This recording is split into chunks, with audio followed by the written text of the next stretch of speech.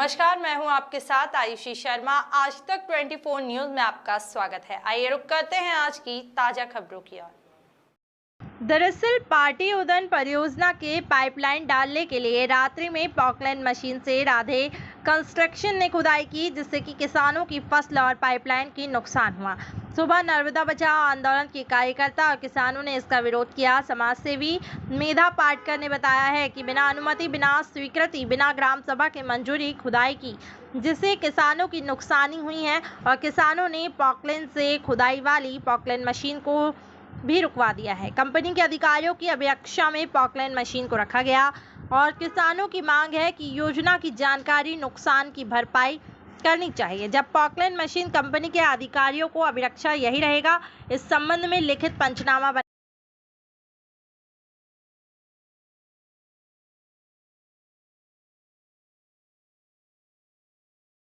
कविता JCB पे बैठे हो, क्या कारण है? हमारे खेत खोद रहे हैं, इसलिए हम नहीं खोदने देंगे। यहाँ पे क्या नुकसान हो रहा है? हमारी जमीन में अभी काकड़ा लगा रहे, नुकसान है, पाइपलाइन फूट रही है, हम नहीं खोदने देंगे यहाँ पे। और हमको कोई नोटिस नहीं मिला है। कब से खोद रहे हैं ये लोग? अभी रात में खोदे हमने सुबह देखा था, हम सुबह रोकने के लिए आ गए। मेधा दीदी भी आई हुई? हाँ, मेघा दीदी आई हुई, हमने बुलाया उनको कि हमारी जमीन खोद रहे हैं।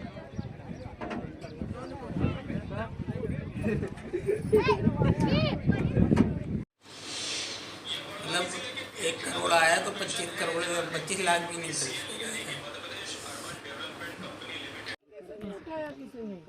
ये मेरी जमीन है, मेरे बिना अनुमति से चूना डाला। 8 रोज पहले मैंने देखा, इनको मना करा कि मेरे खेत में चूना क्यों डाल रहे हैं, तो पाइपलाइन जाए। तो मुझे नोटिस दिया, सूचना दी। कोई सूचना और नोटिस देने की कोई ज़रूरत नहीं, सरकार का काम है। उनको सरकार के सामने तो हम लड़ाई 30-35 साल से लड़ रहे हैं। तो एनबीडी नोटिस देती है, सूचना देती है, और आप कैसे मेरे खेत में पाइपलाइन निकालोगे? मैंने मना करा। तो रात में चोरी छिपके रात में ये खोदने आए हैं, और मैंने सुबह उठ के देखा तो मैंने यहाँ रोका। अभी सब जमीन बर्बाद करेंगे, कंपनी लाएंगे सरकार चुतिया बनाकर, और हमको बेघर कर देंगे।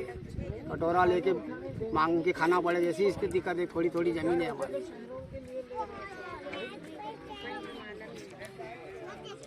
के पानी के आज के हालात 2 प्रकार से बहुत ही गंभीर है।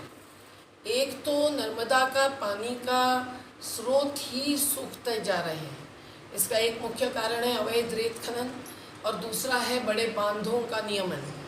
लेकिन उसके अलावा जो पानी यहाँ बह रहा है वो पीने लायक है कि नहीं, वो सिंचाई लायक है कि नहीं, ये सबसे बड़ा मुद्दा है।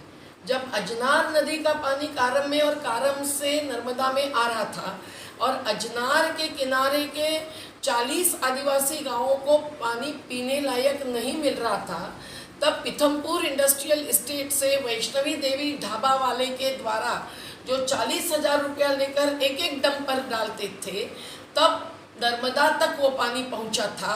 ये हमने टेस्ट रिपोर्ट के द्वारा सिद्ध किया था।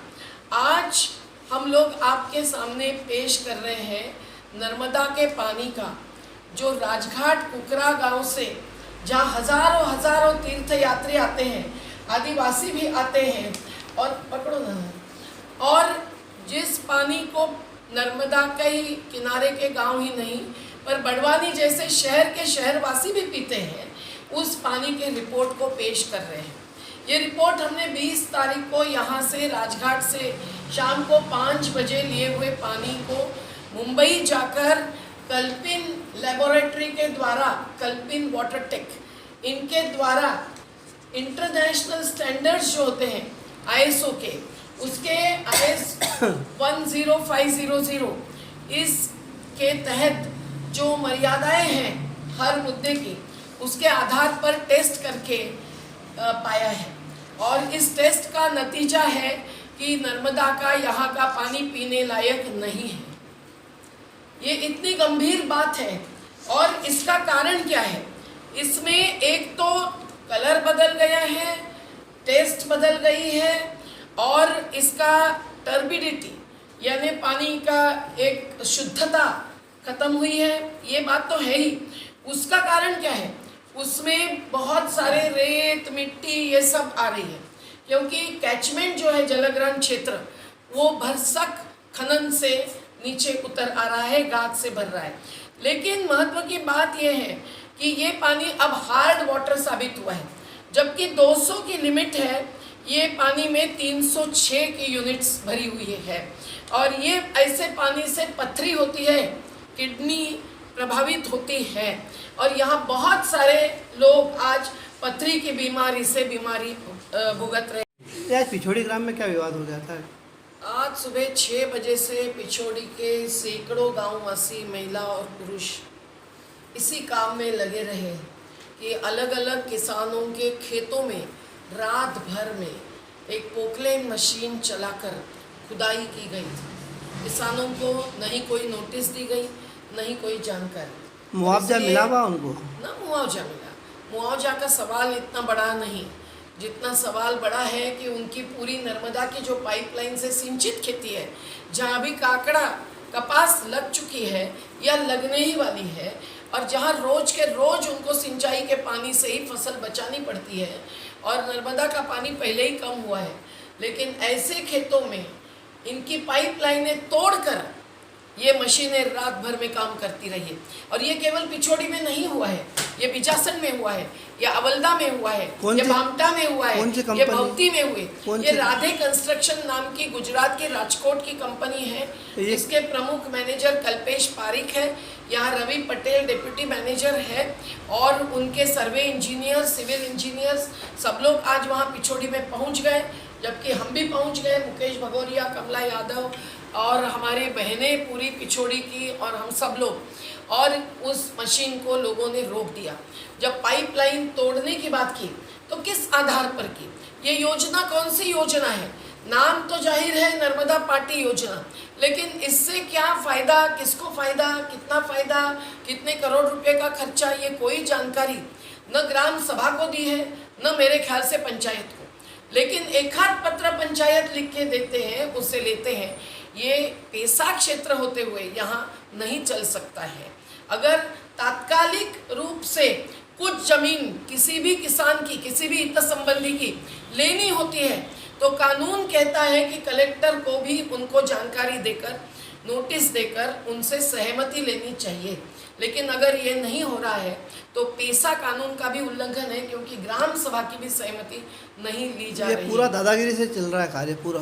एक प्रकार से ये अवैध कार्य है, और इस कार्य से जो नुकसान हो रहा है, और ये जो बता रहे हैं कि इन गाँव को भी सिंचाई का लाभ मिलेगा, ऐसे गाँव को जिनकी पहले ही जमीन सिंचित है, तो क्या इनका नर्मदा से प्रत्यक्ष सिंचाई का अधिकार ये छीन लेने वाले हैं?